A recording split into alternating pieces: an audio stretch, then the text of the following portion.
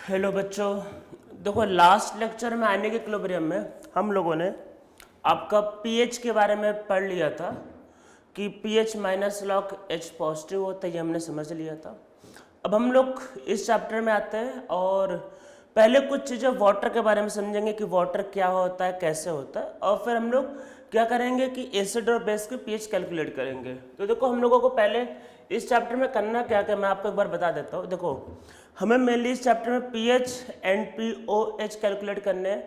पहले हम लोग करेंगे स्ट्रॉन्ग एसिड स्ट्रॉन्ग बेस के केस, फिर करेंगे वीक एसिड वीक बेस के केस, फिर उनको मिक्स भी करके केस कर लेंगे, फिर हम लोग सॉल्ट का पीएच निकालेंगे, फिर सॉल्ट के साथ अगर एसिड या बेस को लिया तो उसका पीएच कैलकुलेट करेंगे, और उसके बाद फिर एक लास्ट में चैप्टर में कुछ आपके पास स्पेशल सॉल्ट आएंगे तो उनके बारे में भी स्टडी करेंगे। तो इतना हम लोगों को इस चैप्टर में करना है। तो किसी भी टॉपिक को स्टार्ट करने के पहले हम लोगों को वाटर के बारे में समझना पड़ेगा। तो हम लोग वही चीज़ें समझते हैं। तो सबसे पहले लिखते हैं आपके पास आयनाइजेशन ऑफ वाटर। तो ये हम लोगों का हेडिंग है। हम लोग वाटर को आयनाइज करेंगे, उसके बारे में समझते हैं। तो देखो सबसे पहली बात तो ये है कि वाटर जो होता है वो एक मॉलिक्यूल होता है, ध्यान रखना। वाटर में कोवेलेंट बॉन्ड होता है। तो वाटर क्या है, वाटर एक मॉलिक्यूलर स्पीसीज, एक मॉलिक्यूल है वो। पर ये जो वाटर होता है ये आयंस में डिसोसिएट करता है। कितना करता है ये भी चेक करते हैं, पर उसके पहले हम लोग एक काम करते हैं। अगर हमारे पास मान लेते प्योर वाटर है तो हम लोग उसकी पहले निकालते हैं मोलरिटी। तो प्योर वाटर की हम लोग पहले मोलरिटी कैलकुलेट करते हैं। तो आप बोलोगे सर कैसे? देखो मोलरिटी जो होता है वो इंटेंसिव प्रॉपर्टी होता है। तो आप 10 ml वाटर के लिए निकालो, 100 ml वाटर के लिए निकालो, 1 लीटर के लिए निकालो, 10 लीटर के लिए निकालो, एक ही आएगा।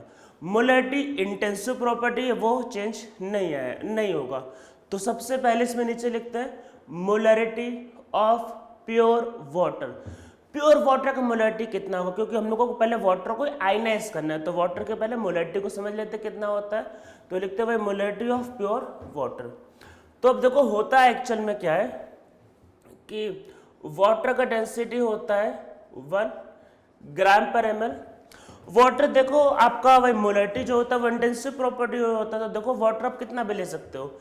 मैं 100 ml एज्यूम करके सॉल्व कर देता हूँ, आप चाहो तो 1 लीटर लेके कर लेना या 10 ml लेके करना, आंसर सेम आएगा, क्योंकि मोलरिटी इंटेंसिव प्रॉपर्टी होता है, वो चेंज नहीं हो सकता। अब देखो अगर सपोज करते हैं हमारे पास अगर 100 ml वाटर है तो उसकी देखता मोलरिटी कितना होगा। तो देखो क्या होगा, डेंसिटी 1 ग्राम पर ml है। तो डेंसिटी इक्वल टू क्या होता है, मास बाय वॉल्यूम। सो इसका जो मास होगा वो क्या होगा, डेंसिटी इंटू वॉल्यूम। सो इसका मास क्या होगा, density into volume. Density is 1 ग्राम पर ml, volume is 100 ml। So this will be 100 ग्राम। सो इसका मास आ गया 100 ग्राम। हम लोगों को मोलरिटी कैलकुलेट करना है, तो मास के बाद हम लोगों को मोल की जरूरत पड़ेगी। तो देखो क्या होगा,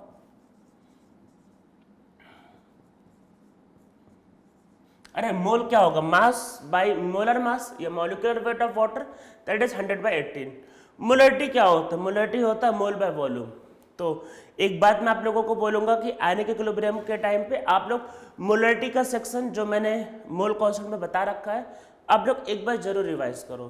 तो या अगर आप मेरे चैनल के प्लेलिस्ट में जाओगे तो मोल कॉन्सेप्ट में लेक्चर नंबर 11 को जरूर रिवाइज करना। इस चैप्टर में उसका बहुत ज़्यादा यूज़ पड़ने वाला है, तो मोलरिटी को अच्छे से रिवाइज कर लेना, उसका बहुत यूज़ पड़ेगा। तो मोल क्या होता है, मोल आपका होता है वही मास अपन मोलर मास। मोल आ गया। अब देखो वॉल्यूम कितना है, 100 ml। पर आप लोगों को पता ही होगा मोलरिटी में वॉल्यूम लीटर में लेते हैं, मतलब वॉल्यूम लीटर में लेते हैं। तो ये हो गया। सो नाउ मोलरिटी क्या होगा, mole upon volume in litre. So ये हमारा मोलरिटी प्योर वाटर का। अब आप चाहो तो ये 1 लीटर के लिए सॉल्व करो, 10 ml के लिए सॉल्व करो, आंसर सेम आएगा। 1000/18 भी लिख सकते हो, या फिर आप चाहो तो इसको 55.55। तो ये आपको याद रखना है। ये क्या है? Molarity of pure water. तो यहाँ पे नीचे लिखो molarity of pure water is 55 मोल पर लीटर। अरे मोल बाय लीटर ही है ना यूनिट, इज मोल पर लीटर। तो प्योर वाटर का मोलैरिटी कितना होता है? 55.55 और 1000/18। ये आप लोगों को याद रखना है। ये प्योर वाटर की मोलैरिटी हो गई। अब हम लोग वाटर में आते हैं। देखो वाटर जो होता है वो अपने आयंस में डिसोसिएट होता है। तो एक बात को पहले समझ लो, जैसे वाटर में क्या होता है, देखो ऑक्सीजन एंड हाइड्रोजन में ऑक्सीजन की इलेक्ट्रोनेगेटिविटी ज्यादा है, तो इस पे माइनस चार्ज होता है, इस पे प्लस चार्ज होता है। अगर आप इस बॉन्ड को तोड़ोगे तो इस बॉन्ड को तोड़ने से एक्चुअल में क्या बनता है? इस बॉन्ड को तोड़ने से बनता है ये OH माइनस, क्योंकि एक्चुअल में बॉन्ड को तोड़ने से क्या होता है, जब भी बॉन्ड को ब्रेक करते हैं तो जो मोर इलेक्ट्रोनेगेटिव एलिमेंट होता है वो इलेक्ट्रॉन लेके चला जाता है। मतलब हाइड्रोजन के इलेक्ट्रॉन भी ऑक्सीजन लेके निकल लेगा, तो बेचारा हाइड्रोजन क्या होगा? हाइड्रोजन बेचारा कंगाल हो जाएगा, तो उसके पास कोई इलेक्ट्रॉन नहीं बचा, बेचारा कंगाल हो गया। तो इस तरीके से बॉन्ड ब्रेक होगा। तो जब भी आप मतलब किसी बॉन्ड को तोड़ते हो तो जो ज्यादा इलेक्ट्रोनेगेटिव वाला होगा वो इलेक्ट्रॉन लेके चला जाएगा। मतलब more electronegative means more powerful. और आपको पता ही होता है क्या होता है नेचर में, पावरफुल वाला क्या होता है? बेचारे कमजोर आदमी का भी सामान ले लेता है, तो बेचारा कंगाल हो गया। तो इस तरीके से आपको ब्रेक करना है। तो हम लोग रिएक्शन पे लिखते हैं। तो देखो होता क्या है, ये जो प्योर वाटर होता है, हेडिंग बल्कि आप करना चाहो तो कर दो self ionisation of water. Self हो रहा है, ज्यादा अच्छा रहेगा। तो खुद से टूट रहा है, किसी की जरूरत नहीं है। किसमें टूट रहा है? H+ एंड OH- में। आप बोलोगे सर थोड़ी देर पहले तो आप बोल रहे थे वाटर मॉलिक्यूल है, तो आप आयंस बना रहे हो। हाँ भाई मॉलिक्यूल ही है, पर आयंस भी थोड़ा बहुत तो बन सकता है। इक्विलिब्रियम में हमने क्या समझा कि रिएक्शन फॉरवर्ड और बैकवर्ड दोनों होता है। तो ये रिएक्शन में क्या होता है कि दोनों का अमाउंट बहुत कम होता है।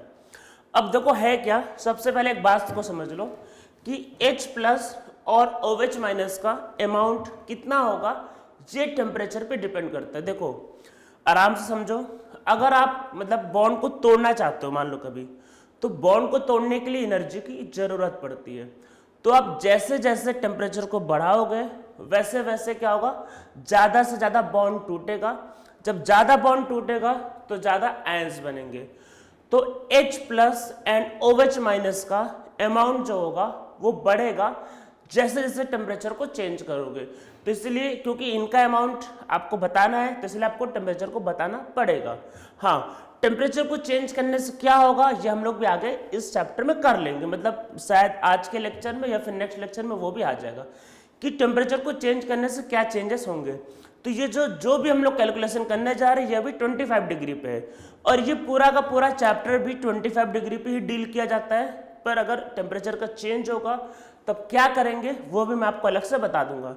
तो पहले समझते हैं कि क्या होता है इसमें। अगर टेम्परेचर 25 डिग्री है तो ये जो H+ एंड OH- आयन जो बनते हैं वो सिर्फ 10⁻⁻7 मोलर ही बनते हैं। इनका ही बस इतना अमाउंट होता है। तो देखो होता क्या है, अब आप बोलोगे सर ये वैल्यू कैसा है? देखो ये वैल्यू भाई एक्सपेरिमेंटल है। एक्सपेरिमेंटल मतलब कि अरे एक्सपेरिमेंट किया, अरे पानी ले लिया और हमने देखा 25 डिग्री पे कितना H+ और OH- बनता है वो निकाल लिया। जब टेम्परेचर को चेंज किया तो इनका अमाउंट बढ़ने लगता है, तो किस टेम्परेचर पे कितना होगा वो आगे डील करेंगे।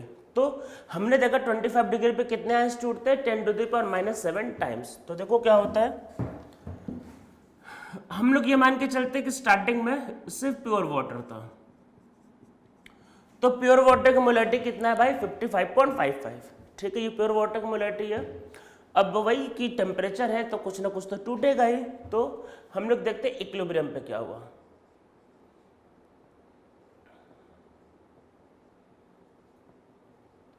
तो ये क्या होता है, 10⁻⁻7 टाइम टूटता है। अब बोलोगे सर ऐसे कैसे? अरे भाई एक्सपेरिमेंटल वैल्यू इतना ही टूटता है। ठीक है, इतना ही टूटता है, और टेम्परेचर को चेंज करने पे ये वैल्यू चेंज हो सकती है, पर हम लोग 25 डिग्री पे डील कर रहे हैं चैप्टर को। तो ये कितना बनेगा? 10⁻⁻7 10⁻⁻7। ठीक है, 55.55 के आगे 10⁻⁻7, अरे कितना है, निग्लिजिबल। -7 का मतलब होता है 0.0000001, बहुत छोटा वैल्यू, इसके सामने कोई औकात ही नहीं उसकी। तो ये वैल्यू अप्रॉक्सीमेटली यही रह गया। तो आप खुद देखो, वाटर में मॉलिक्यूल ज़्यादा है ना, आयंस तो कम है। तो बोला ना वाटर क्या होता है, मेनली मॉलिक्यूल के फॉर्म में, अरे आयंस तो इसके सामने बहुत कम है। ठीक है, ये तो ये आपके पास वाटर को लिखने का तरीका होगा। अब हम लोग आगे करते हैं। तो ये सब कुछ डील कर रहे हैं 25 डिग्री पे, ध्यान रखना। अब आगे बढ़ते हैं। अरे केसी डिफाइन किया जाएगा ना, एक बात को और ध्यान रखना है। देखो हम लोगों ने केमिकल इक्विलिब्रियम में 2 टर्म पढ़े थे, केसी एंड केपी। इस पूरे चैप्टर में केपी का यूज नहीं पड़ेगा, क्योंकि नॉर्मली हम लोग यहाँ पे सोल्यूशन के अंदर डील करेंगे, और सोल्यूशन जब आ गया तो वहां पे बात होगी कंसंट्रेशन की, ना कि प्रेशर की। अरे भाई प्रेशर का टर्म वहां होता है ना जो गैस होते हैं, और जब आप सोल्यूशन की बात करोगे तो वहां पे गैस कैसे होगा, वहां पे तो मतलब प्रेशर ही नहीं होगा। तो इस पूरे चैप्टर में केसी का ही टर्म यूज होगा, केपी का टर्म यूज नहीं होता है। तो देखो क्या होगा यहाँ पे, प्रोडक्ट अपॉन रिएक्टेंट। तो लिखते देखते क्या होता है,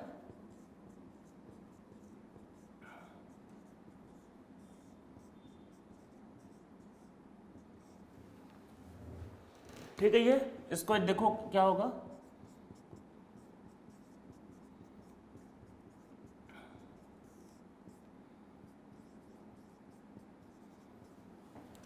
अरे ये जो 55.55 ये 1000/18 था ना, 1000/18, तो मैंने उसको अरे थोड़ी देर पहले तो करवाया, चेक करो। तो मैंने 55.55 को 1000/10 लिख दिया, क्या दिक्कत है, लिख दिया। इसको सॉल्व करते हैं, तो देखो क्या होगा,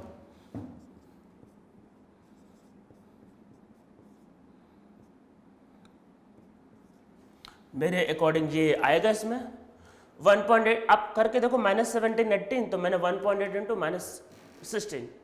तो ये वाटर का क्या होता है, केसी। वाटर का केसी क्या होता है, ये होता है। अब देखो कुछ ये लिख लो पहले, अब कुछ बातों को देखो ध्यान रखना है।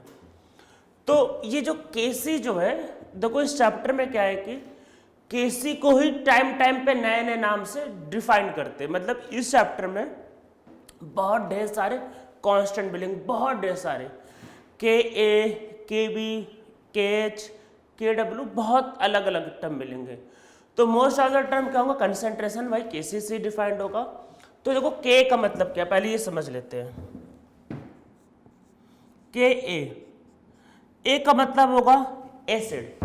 अरे ए एसिड बताना चाह रहा है, तो कब होगा, अगर किसी रिएक्शन में H+ रिलीज होता है। अगर किसी रिएक्शन में H+ रिलीज होता है तो क्या माना जाएगा, वो एसिड, मतलब वही वो एसिड है वो।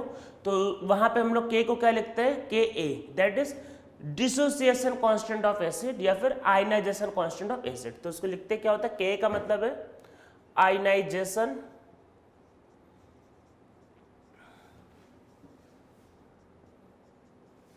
कांस्टेंट ऑफ एसिड, या इसको कई बार ऐसा भी बोलते हैं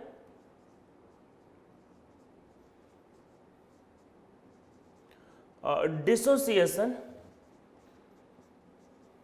कांस्टेंट ऑफ एसिड। आप बोलोगे सर ये क्या है, अरे ये कोई नया टर्म नहीं है, केसी को ही के ए बोला जाता है, केसी को ही के बोला जाता है अगर किसी रिएक्शन में H+ रिलीज होता है। एसिड की पहचान क्या है, देखो ये सारा चैप्टर एरिनेस, मतलब पूरा का पूरा चैप्टर वाटर में डील किया जाता है। ये पूरा का पूरा चैप्टर ध्यान रखना वाटर में डील करता है। तो वाटर में क्या होगा, H+ एंड OH-। तो आपको एरिनेस कॉन्सेप्ट समझना है, H+ देने वाला एसिड, OH- देने वाला बेस। ठीक है, तो वाटर में सारे चैप्टर को डील करवाना है। तो क्या होगा, H+ देने वाला एसिड, तो अगर H+ देने वाला एसिड है तो इसी के सी को के बोला जाता है। अच्छा, तो इसका मतलब क्या होगा, के ए ऑफ वाटर ये होता है 1.8 इंटू 10⁻⁻16। हाँ भाई यही होता है, तो कुछ नया नहीं है। मतलब किसी को के बोलते हैं, के का मतलब क्या है भाई, डिसोसिएशन, या फिर मतलब एसिडिक डिसोसिएशन ऑफ वाटर, क्योंकि इस रिएक्शन H+ बनता है। तो एक बात पहले समझ लो, मैं वाटर के पहले कुछ एक टर्म बता दे रहा हूं जो काम के नहीं है। तो जैसे के ऑफ वाटर याद कर लो भाई, याद कर लो, यूज नहीं पड़ेगा चैप्टर में।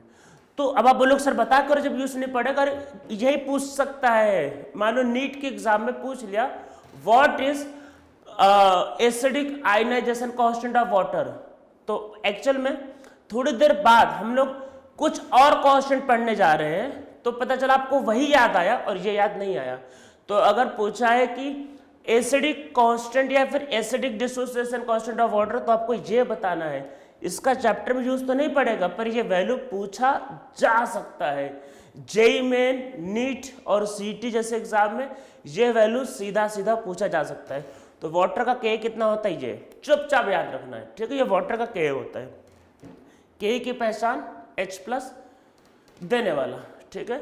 और के, अरे पूरा बता ना, आगे के चैप्टर में एसिड और बेस के बारे में करते रहेंगे, एसिड और बेस के बारे में करते रहेंगे, तो के और के भी धीरे धीरे आगे आता रहेगा चैप्टर में। मतलब कि अरे दूसरे एसिड जैसे कि मान लो एसिटिक एसिड हो गया, फॉर्मिक एसिड हो गया, तो इनका के, या फिर कोई बेस हो गया मान लो, उसका के भी आता रहेगा चैप्टर में, ठीक है। के और के भी तो आता ही रहेगा। ये वाटर का के याद कर लो, इसका यूज नहीं पड़ेगा। वाटर के दूसरे कांस्टेंट का यूज पड़ेगा, जो थोड़ी देर बाद अभी मैं दोबारा इंट्रोड्यूस करूंगा। के हो गया। अब एक और टर्म लिख लो, के बी। अरे फिर से लिख लो, क्या होता है आपके पास आयनाइजेशन कांस्टेंट ऑफ बेस, या फिर क्या होगा डिसोसिएशन कांस्टेंट ऑफ बेस, ठीक है। तो यही जो केसी है इसको केबी भी बोलते हैं। कब एसिड की पहचान H+, बेस की पहचान OH-, तो बेस की पहचान है OH-। अरे वाटर में तो मस्त H+ भी आ रहा है, OH- भी आ रहा है, इसीलिए वाटर का ये के भी बोल सकते हो और ये वाटर का के भी होता है।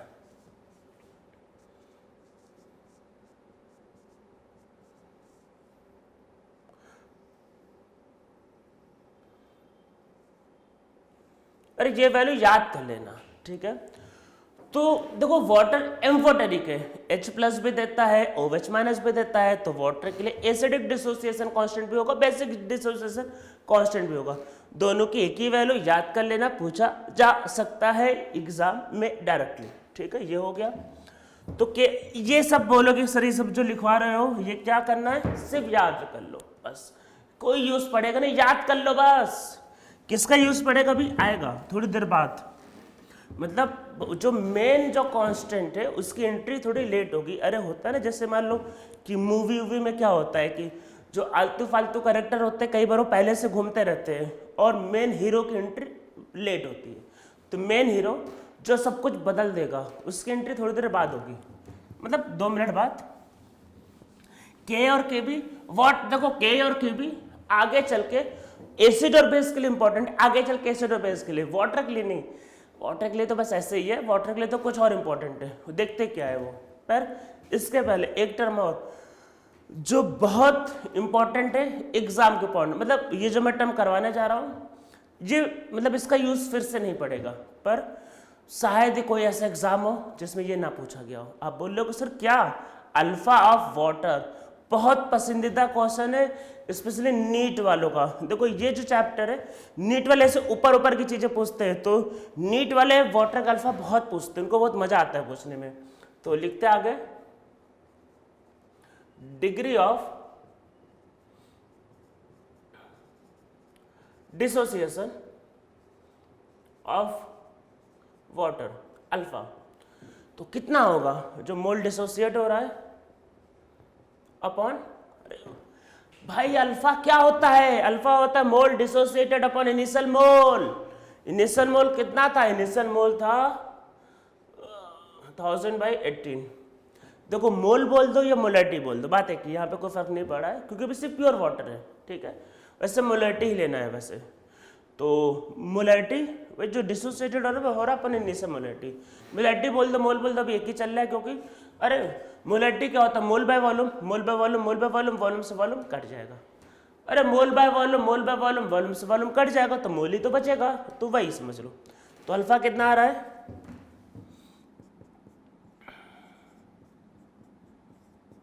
1.8 × 10⁻⁹ मेरे अकॉर्डिंग यही आएगा। जो वाटर का अल्फा है बहुत इंपॉर्टेंट, याद रखना है। या फिर आप क्या बोलोगे कि 1.8 इंटू 10⁻⁻7%। नीचे लिख लो, फिर इसमें नीचे लिखो it means that 1.8 into 10⁻⁻7% water is dissociated into its ion at room temperature। तो इतना परसेंट वाटर डिसोसिएट करता है अपने आयंस में, कब? रूम टेम्परेचर पे। ठीक है, ये डिसोसिएट करता है, हो गया।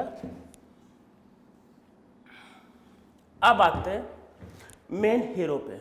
ठीक है, अब देखो है क्या, जब आप वाटर का टेम्परेचर मान लो बढ़ाते हो, सपोज करो वाटर का टेम्परेचर बढ़ा के, ये तो 25 डिग्री था, मान लो वाटर का टेम्परेचर बढ़ाया 60 डिग्री किया, 70 डिग्री, 80 डिग्री भी किया, तो ये -7 से 10⁻⁻6 हो जाता है। अरे वैल्यू बढ़ा है 10⁻⁻6, तो बढ़ा है।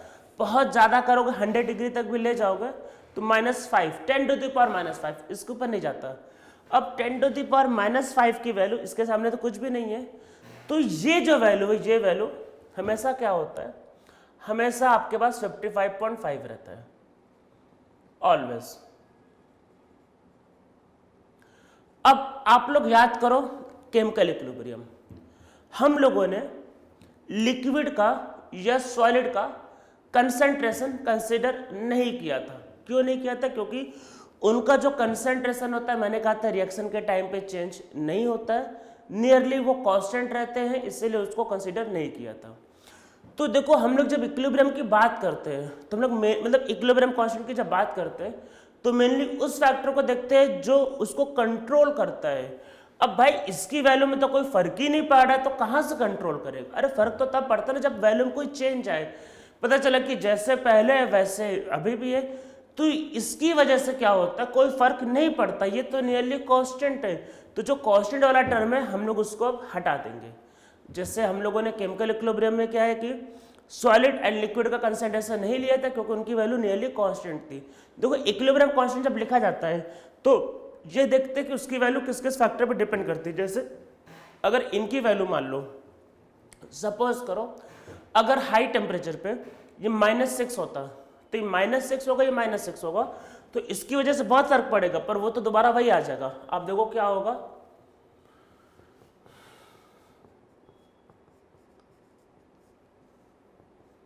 ये लिख रहे थे अगर ये -6 हुआ और -6 हुआ तो देखो -6 इंटू -6 तो ये 10⁻⁻12 आएगा। तो देखो वैल्यू पूरी बदल गई, पर ये तो सेम रहा।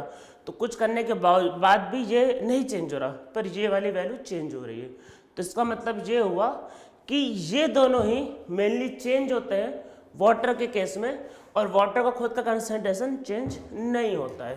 तो इसका मतलब ये हुआ कि हम लोग इसको हटा सकते। कैसे हटाएंगे? इसको इधर मल्टीप्लाई करते हैं,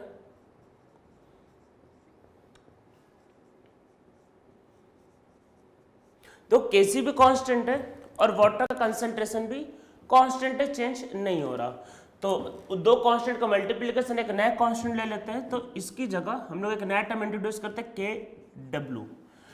तो के डब्ल्यू क्या है?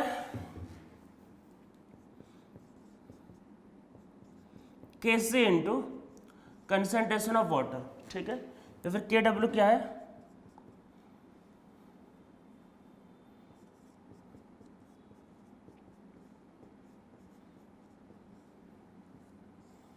तो ये फॉर्मूला बनेगा के डब्ल्यू। के डब्ल्यू है क्या? ये क्या है? देखो के डब्ल्यू में आयंस बनने हैं ना, ये तो इसको बोलते हैं हम लोग सेल्फ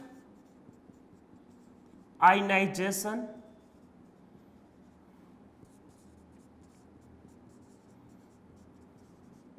कांस्टेंट ऑफ वाटर।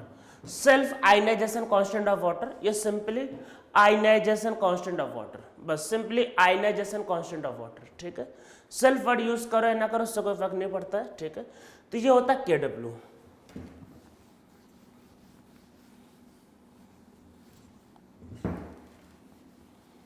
ठीक है, इसको लिख लो। अभी हम लोग देखो जो सेक्शन कर रहे हैं इसमें टेम्परेचर को चेंज नहीं कर रहे। टेम्परेचर को चेंज करने से क्या होता है वो हम लोग आगे समझेंगे। तो अभी तो भाई टेम्परेचर को चेंज नहीं कर, अभी तो टेम्परेचर को कांस्टेंट मेंटेन करेंगे। तो देखो क्या होगा, टेम्परेचर को चेंज नहीं कर रहे, टेम्परेचर को कांस्टेंट मेंटेन कर रहे हैं। अब देखो क्या होगा, क्या अब समझते फिर से। अब ध्यान से चीजों को देखना, ठीक है, फिर से समझते हैं।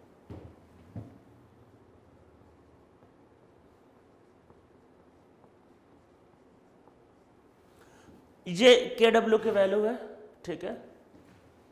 अभी हम लोग वाटर पे डील करते हैं।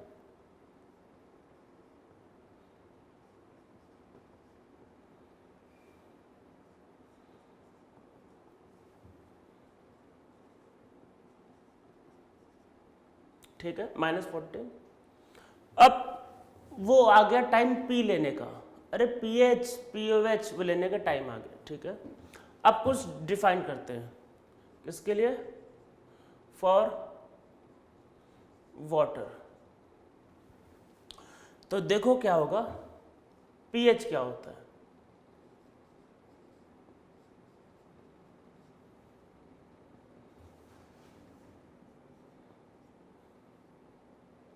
सेवन, ठीक है, 7 है।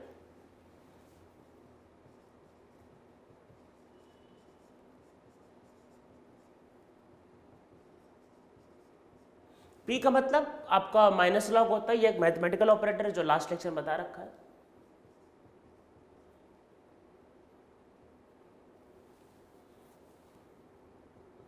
That is 7।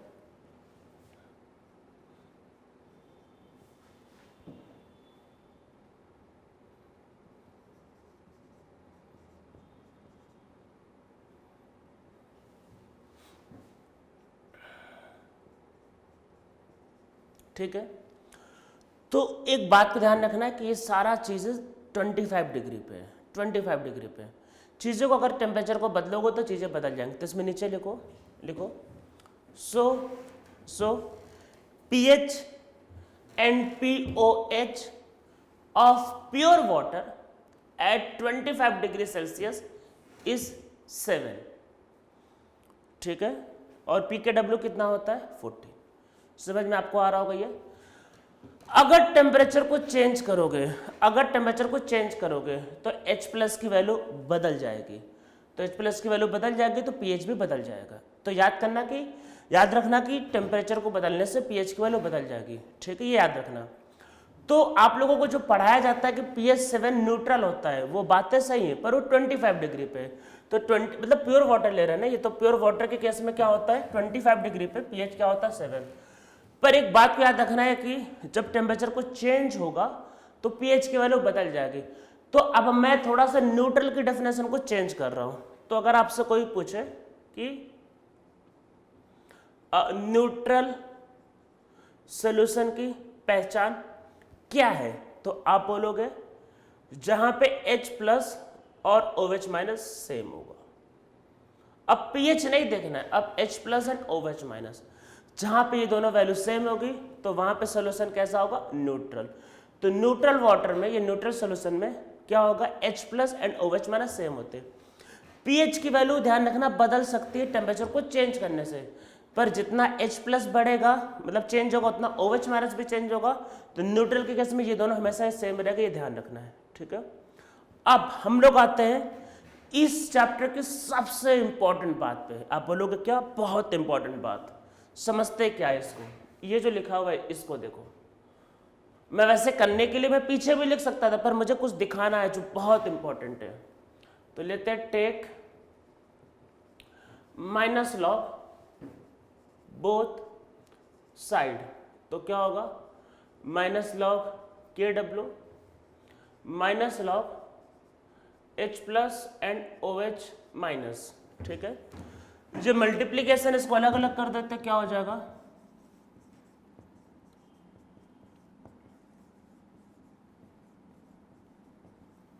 Minus log H+ और minus log OH- minus log ये KW। तो ये क्या होगा, PKW equal to pH and POH। अब बोलो कि थोड़ी देर पहले बोलो सर यही तो कॉमन सेंस है कि PKW 14 थे, 7 और 7, हाँ। पर एक बात को समझो, कि पीएच और पीवेच क्या है, वो मतलब आपका सोल्यूशन में H प्लस है, OH माइनस को बारे में बताता है। आप अगर वाटर में एसिड को मिलाओगे तो H प्लस बदल जाएगा, H प्लस बदलेगा तो वो भी बदलेगा। अरे जब एसिड को मिलाओगे तो ये बदलेगा और ये बदलेगा तो ये भी बदलेगा, ठीक है। अब इसमें जो सबसे इंपॉर्टेंट बात हुई है, याद करो, ली चैटेलियर प्रिंसिपल या फिर ले चैटेलियर प्रिंसिपल। क्या बताया था उसमें कि जो इक्विलिब्रियम कांस्टेंट होता है वो कभी चेंज नहीं होता है। तो अगर टेम्परेचर 25 डिग्री है तो कोई KW को बदल नहीं सकता। किसी एसिड की इतनी औकात नहीं है या किसी बेस की इतनी औकात नहीं कि वो बदल सके। एसिड पीएच को बदल लेगा, उसके अकॉर्डिंग ये बदल जाएगा, वो नहीं बदलेगा। तो ये सबसे इंपॉर्टेंट बात है कि एसिड को ऐड करने से पीएच बदलता है, पीवेच बदलता है, पर उनका सम या उनका प्रोडक्ट KW कभी भी नहीं बदलता है, ये कभी भी चेंज नहीं होगा। तो ये जो KW है ये एक इक्विलिब्रियम कांस्टेंट है जो सिर्फ और सिर्फ टेम्परेचर को चेंज करने से चेंज होता है। पहले हम लोगों को पता है 25 डिग्री पे सारा डील कर रहे हैं, टेम्परेचर को चेंज करने से क्या होगा आगे कर लेंगे, अभी नहीं। मतलब आगे क्या मतलब, अभी ऑलरेडी मैं इतना समझा रहा हूँ कॉन्सेप्ट, अभी मैं वो भी बता दूंगा तो आप पे लोड ज़्यादा हो जाएगा, फिर आपका वही सर दर्द होगा, बोलोगे सर समझ में नहीं आ रहा, इसलिए रिलैक्स, आगे मैं समझा दूंगा वो। पहले इसके कॉन्सेप्ट को समझ लो। ये तो PKW क्या होगा, PH प्लस PVH होता है। और PKW क्या है, PKW क्या है आपका इक्विलिब्रियम कांस्टेंट, तो ये कभी चेंज नहीं होगा। इसका मतलब कि पीएच और POH का सम 14 होगा ऑलवेज। किसी एसिड किसी बेस की औकात नहीं है इसको बदल सके, कोई दुनिया की ताकत इसको बदल नहीं सकती, बस टेम्परेचर नहीं बदलना चाहिए। टेम्परेचर बदल जाएगा तो खेल बदल जाएगा। ये इस चैप्टर में सबसे इंपॉर्टेंट है। एसिड देगा, बेस देगा, कुछ भी देगा, इसका यूज तो बहुत ज्यादा ही पड़ेगा। मान लो बेस दे दिया, पूछा पीएच, तो इसके बिना तो निकलेगा ही नहीं पीएच, तो इसको लिख लो और ये नीचे लिखो। इसमें फिर से एक बार वही इक्विलिब्रियम कांस्टेंट के बारे में, तो नीचे लिखो KW is ionisation constant of water and it depends only on temperature. So sum of pH and pH is always 14 at room temperature, always 14। Acid को ऐड करो, बेस को ऐड करो, कोई फर्क नहीं पड़ता है, वो ऑलवेज कितना रहता है, वो ऑलवेज 14 रहता है।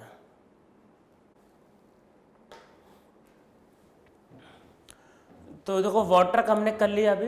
अब हम लोग आते हैं पीएच कैलकुलेशन। देखो सबसे पहले करेंगे हम लोग स्ट्रॉन्ग एसिड के बारे में, तो नीचे लिखो, हेडिंग लिखो पीएच, देखो पीएच एंड, एक्चुअली पीएच में पी स्मॉल होता है, H large, pH and POH calculation for strong acid and strong base. तो स्ट्रॉन्ग एसिड स्ट्रॉन्ग बेस के लिए हम लोग पीएच एंड पीओएच को कैलकुलेट करेंगे, ठीक है। पहले बहुत बेसिक एग्जांपल समझेंगे, धीरे धीरे लेवल बढ़ाते जाएंगे।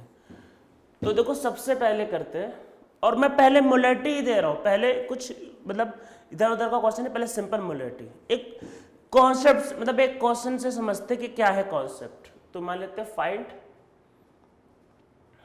बस क्वेश्चंस को देखते जाओ, धीरे धीरे आपका कॉन्सेप्ट क्लियर होता जाएगा। Find the pH of 10⁻⁻² HCl।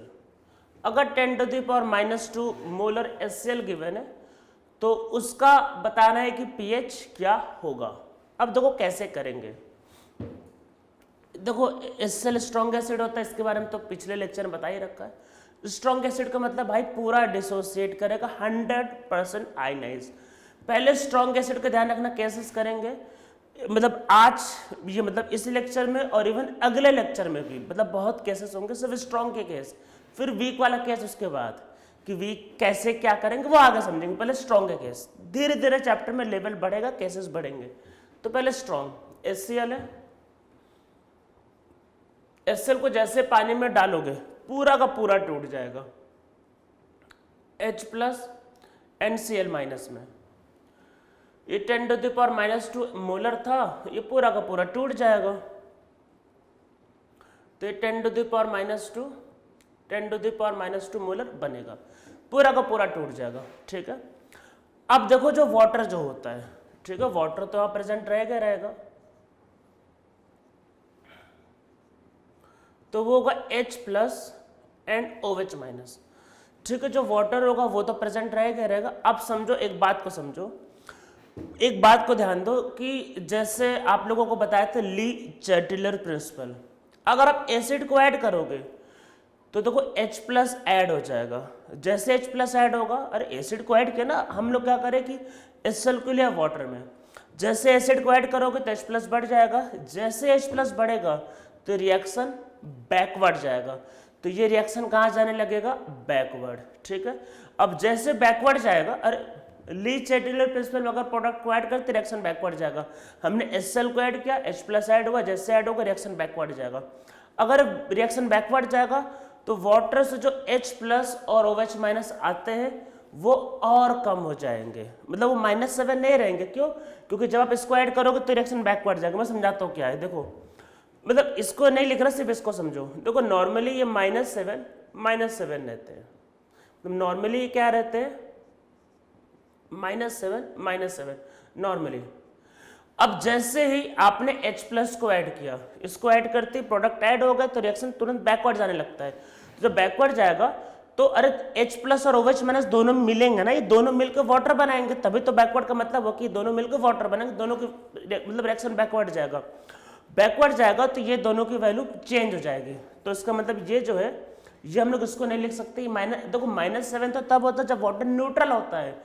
अब H प्लस ऐड करने से बैकवर्ड गया तो वैल्यू बदल गई, तो इसको मान लेते हैं X एंड X। ठीक है, ये अब एसिड से, अरे HCl से कितना आ रहा है, 10⁻²। ठीक है, आप खुद सोचो, पहले पहले -7 था, पहले 10⁻⁻7 था। ठीक है, अब जब आप H प्लस को ऐड कर दिए तो बैकवर्ड गया, तो -7 से भी छोटा हो गया, तो 10⁻² के सामने इसकी कोई औकात ही नहीं। अरे -2 वो छोटा होगा, -8 -9 मान लो कुछ हुआ होगा जो भी।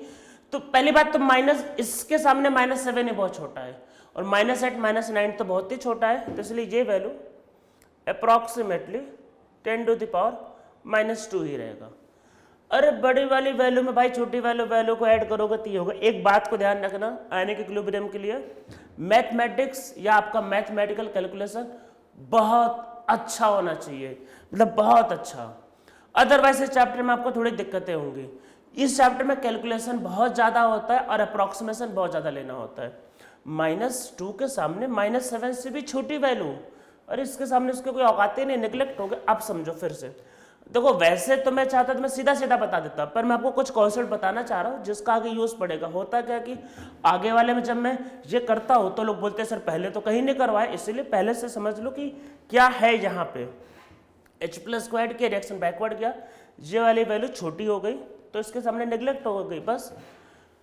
अब देखो pH क्या होता है, समझो pH क्या होता है, -log H प्लस। ठीक है, pH क्या होता है, -log H प्लस।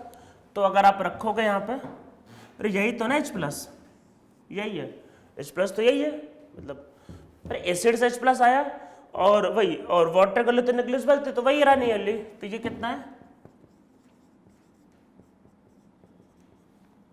2। ठीक है, तो ध्यान रखना है कि एसिड के सामने वाटर को नियरली नेग्लिजिबल है। अगर मान लो क्वेश्चन में POH पूछता तो कैसे करते, तो देखो कैसे होगा, pH 2 आ गया। अब याद रखना था, मैंने बताया था pH और pH का सम ऑलवेज 14 है।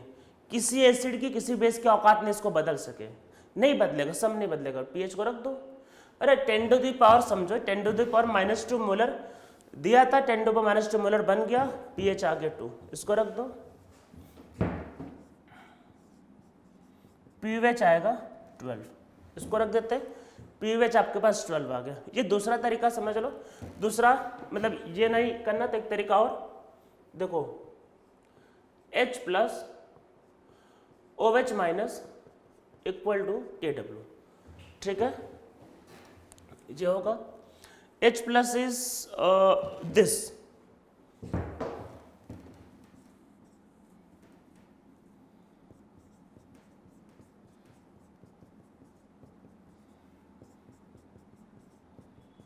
ये ऐसे भी कर सकते या फिर अरे पीवेच का फॉर्मूला भी रख के करोगे तो वो आ जाएगा एक्स यही है, मतलब कि OH माइनस की वैल्यू ये, ठीक है। तो आप खुद देखो ये वैल्यू x की वैल्यू इसके सामने नेग्लिजिबल थी, ठीक है। तो इस तरीके से हम लोग इस क्वेश्चन को सॉल्व कर सकते हैं।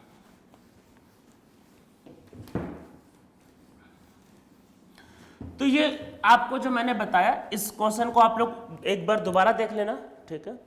अब देखो मैं एक मतलब क्वेश्चन और करवाने जा रहा हूं, उसके बाद मैं जितने भी क्वेश्चन दूंगा, क्वेश्चन जब भी मैं दूंगा तो सब लोग वीडियो को पॉज करेंगे और एक बार खुद से उसको ट्राई करेंगे और फिर अपने आंसर को मेरे आंसर से मैच करेंगे, ठीक है। जब तक ये काम नहीं करोगे तब तक आयनिक इक्विलिब्रियम में फीलिंग नहीं आएगी। आयनिक इक्विलिब्रियम चैप्टर के बारे में आपको एक चीज बता देता हूं, आपको ऐसा बहुत कम उम्मीद है कि आपको समझ में ना आए। देखो मैं बहुत प्यार से समझाऊंगा और ऐसा लोग कहते हैं कि सर समझ में पूरा आता है, मतलब मैंने जो भी फील किया है कि लोग कहते हैं सर समझ में तो पूरा आ रहा है, पर हमसे नहीं बन रहा है। बोलते सर आप करते हो तो हमको लगता है सर बहुत सिंपल है, समझ में आ गया, इसमें तो कुछ था ही नहीं। पर जब सर हम करते हैं हमको समझ में नहीं आता करना क्या है, तो आप अपने आप को क्या फील करोगे कि मतलब डल, मतलब आपको लगेगा कि कोई थॉट ही नहीं आ रहा, कोई फॉर्मूला ऐसा होगा इस चैप्टर में। तो अगर आप चाहते हो कि आपके साथ ऐसा ना हो, अगर आप चाहते हो कि आपको भी क्वेश्चन देख के तुरंत सॉल्व हो जाए, तो मैं जब भी क्वेश्चन दूं वीडियो को पॉज करके उसको ट्राई करना है। अगर आप इस लेक्चर को सिर्फ मूवी की तरह देखते रहे कि मैं पढ़ा रहा हूं और आप लिखते रहे, तो आप समझ लो कि आपको बहुत ज्यादा बेनिफिट आयनिक इक्विलिब्रियम में नहीं होगा। ये वैसे जैसे मान लो आप रियल लाइफ में कोई भी काम करना चाहते हो, जैसे मान लो कि अगर आपको कार चलाना सीखना है, ड्राइविंग करनी है, तो जब मतलब जो आदमी कार चलाता है अगर आप उसको देखो तो लगे कि इसमें कुछ नहीं, ये घुमा दो, ये कर लो, क्लच दबा दो, ये चल गई। पर आप जब खुद करोगे तो आपको खुद आइडिया नहीं लगेगा कब क्या दबाना है। तो वो आइडिया लगने में धीरे धीरे, मतलब आप जब कार चलाओगे होता है ना कि 1 दिन करो, 2 दिन करो, प्रैक्टिस करो, 1 मंथ में आ जाता है। तो वैसे ही ये चैप्टर है, अगर आप सिर्फ मुझको देखते रहोगे समझ में तो आता रहेगा पर आपको कभी खुद नहीं आएगा। अरे कार कोई मान लो किसी को सीखना है, वो देख रहा है, समझ में आ रहा है कि अच्छा ये आगे गाड़ी आगे ब्रेक मार दिया, ये क्लच दबा दिया, एक्सीलेटर, तो ये सब समझ में तो आ रहा है, पर आप जब खुद करोगे तो आपको डिफिकल्टी फेस होगी। तो अगर आप चाहते हो कि आपको मतलब डिफिकल्टी फेस ना हो, आपको ईजिली हो जाए, तो जब भी क्वेश्चन मिले वीडियो को पॉज करके ट्राई जरूर करना है। अदरवाइज आपको चैप्टर में आगे चल के ऐसा फील होगा कि मतलब क्या फॉर्मूला यूज करें समझ में नहीं आ रहा। मतलब मैं जो पढ़ाऊंगा आपको समझ में आता रहेगा पर आपको खुद से नहीं बनेगा, तो इसलिए बार बार ट्राई करना है खुद से। एक क्वेश्चन और देखो, उसके बाद सारे क्वेश्चन को आपको खुद से ट्राई करना है। जैसे एसिड के लिए क्या वैसे बेस के लिए करते हैं, फटाफट करते हैं। ज्यादा इसमें मैं एक्सप्लेन नहीं करूंगा, मतलब ज्यादा मैं इसमें ब्रेक नहीं करूंगा, फटाफट देखो कैसे।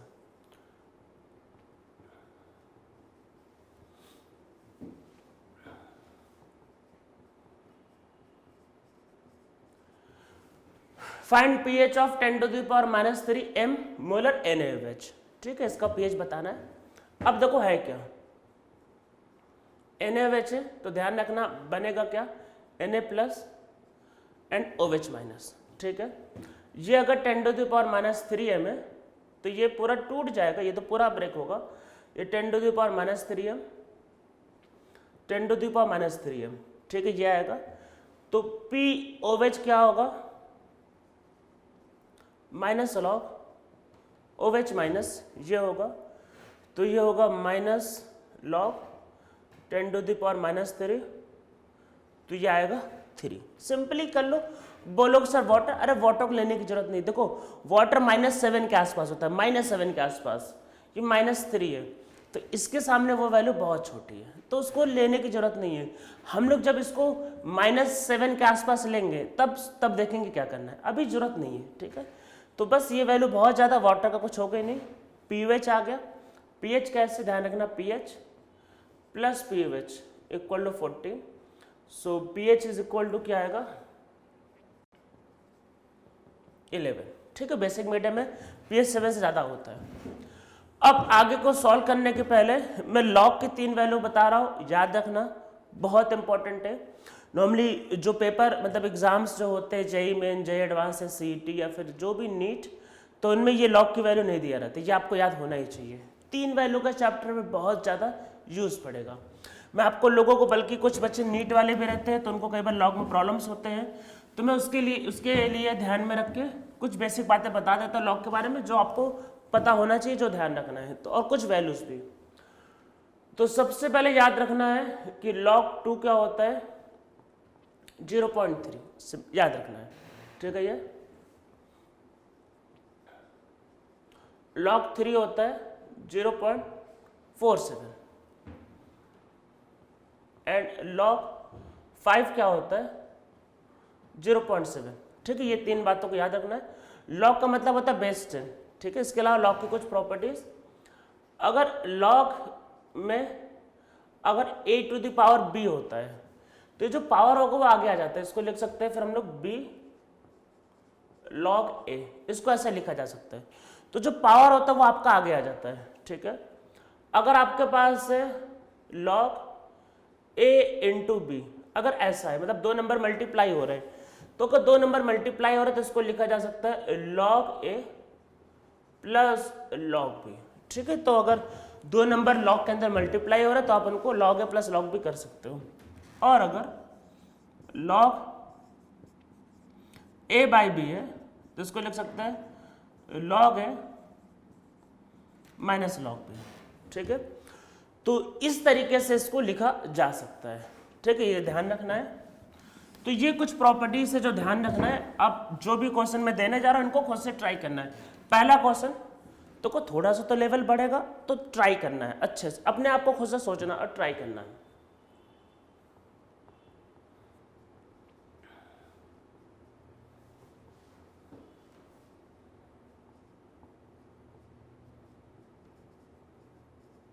H2SO4, ठीक है। H2SO4 ध्यान रखना कि पूरा आयनाइज होगा, मतलब इससे 2H प्लस बनेंगे।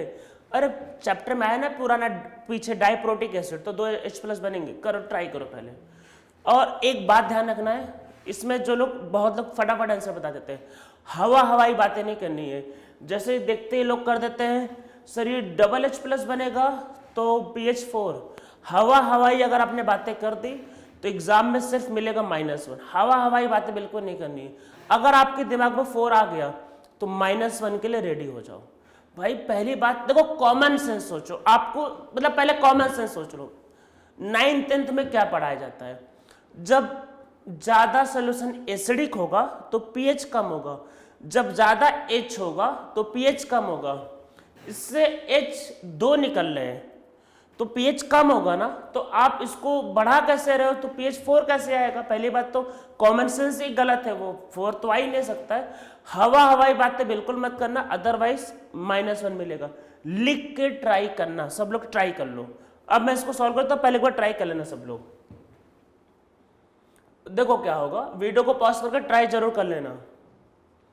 इससे क्या बनेगा, 2 time H plus and SO4 2 minus. हवाई बातें बिल्कुल नहीं, लिख के देखना है। देखो ये कितना था, 10 टू द पावर -2, पूरा टूट गया। ये डबल बनेगा, ठीक है, ये डबल बनेगा। और SO4 तो यही रहेगा, इससे हमें क्या मतलब है, तो ये डबल बना है, ये डबल, यही तो मतलब है, डबल बनना है। और इसका मतलब क्या है, डबल। देखो क्या होगा, pH इक्वल टू क्या होगा, डबल बनना है।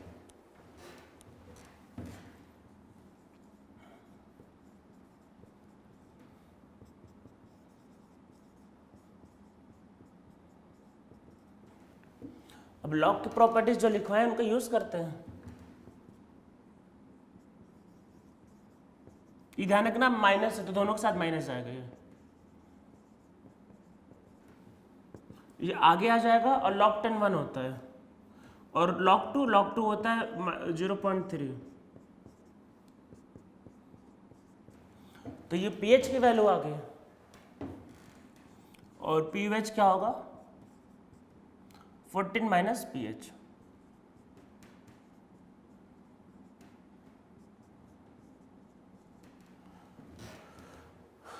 12.3 बस हो गया।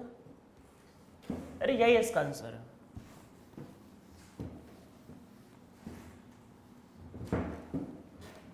बस तो इस तरीके से सॉल्व होगा। और आगे करते हैं।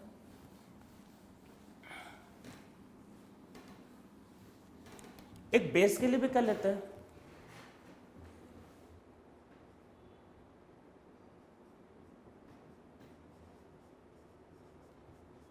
लाइन बोलते हैं ना इसका नाम क्या है? This is select line.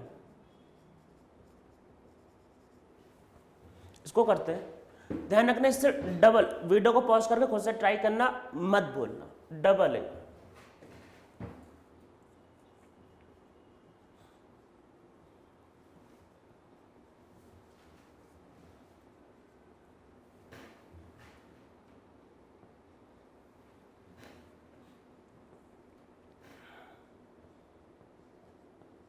OH minus आ रहा ना ये, तो इससे क्या बनेगा?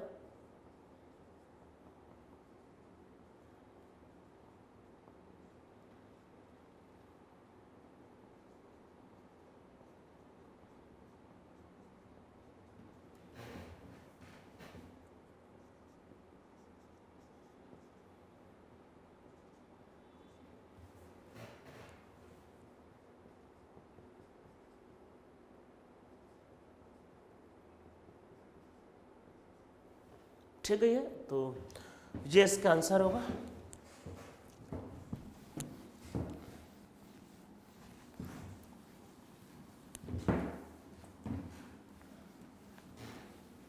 तो समझ में आप लोगों को आ रहा होगा ये पीएच पीएच।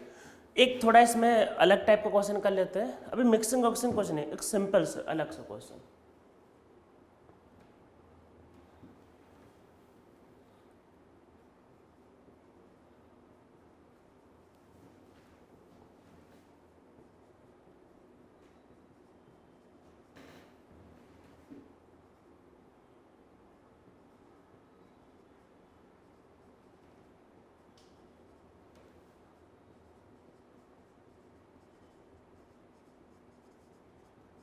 अब मैंने यहाँ पे मास का टर्म में दे दिया, बोला है 1 ग्राम NaOH is dissolve in 2 litre solution, find pH of solution. मतलब कि अब आपको पीएच बताना है क्या होगा। तो जब मास के टर्म में दिया है तो पहले भाई देखो पीएच के लिए चाहिए माइनस लॉग, भाई आपके पास minus log H plus concentration, या फिर पीएच के लिए चाहिए minus log OH minus ion का कंसेंट्रेशन। तो कैसे निकले कंसेंट्रेशन, मास और वॉल्यूम गिवन है, निकालते सॉल्व करते। तो देखो क्या होगा, इसका क्या निकालते पहले मोल। अरे वही मोलैरिटी निकालना है तो पहले मोल, बस यही रहने देते, हो गया। ठीक है, मोल आ गया। तो अब देखो मोलैरिटी क्या होगा भाई, कंसेंट्रेशन मोलैरिटी, तो क्या होगा मोल बाय वॉल्यूम, तो ये होगा 1/80। ठीक यही होगा, यही रखते हैं अभी। तो किसका है, OH माइनस का, मतलब कि OH माइनस कितना आ रहा है 1/80, तो POH, अरे ब्रेक करना आ जाएगा वो,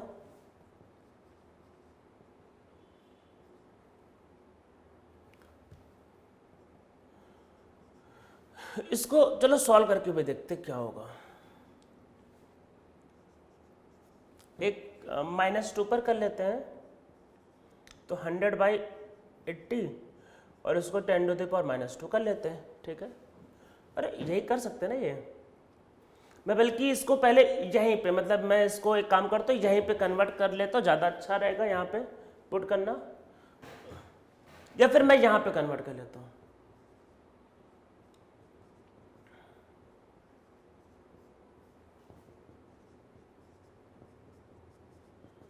ठीक है, तो इसको रखते हैं 5/4 इंटू 10⁻²। अब देखो ध्यान से, आगे माइनस साइन है, तो ये होगा माइनस लॉग 5 माइनस लॉग 10⁻²। ये नीचे है तो माइनस साइन के साथ आता है, पर ये नीचे ये भी माइनस तो प्लस हो जाएगा, सो ये होगा प्लस log 4। ठीक है, देखो कैसे होगा, log 5 की वैल्यू 0.7, ठीक है, ये वैल्यू होगा 2, ठीक है, log 4 की वैल्यू 0.6, मेरे हिसाब से सही आ रहा है 0.6, 2 और 0.7। तो ये होगा pH। तो pH कितना होगा 12.1। ठीक है, ये होगा pH। तो बस आज के लेक्चर में इतना ही करते हैं, सिंपल सिंपल केस करते हैं। थोड़े से कॉम्प्लिकेटेड केस हम लोग नेक्स्ट लेक्चर में करेंगे। नेक्स्ट लेक्चर में थोड़े से केसेस को कॉम्प्लिकेटेड करेंगे और चीज़ों को भी इसमें समझेंगे, तो लेवल नेक्स्ट लेक्चर में बढ़ाएंगे हम लोग।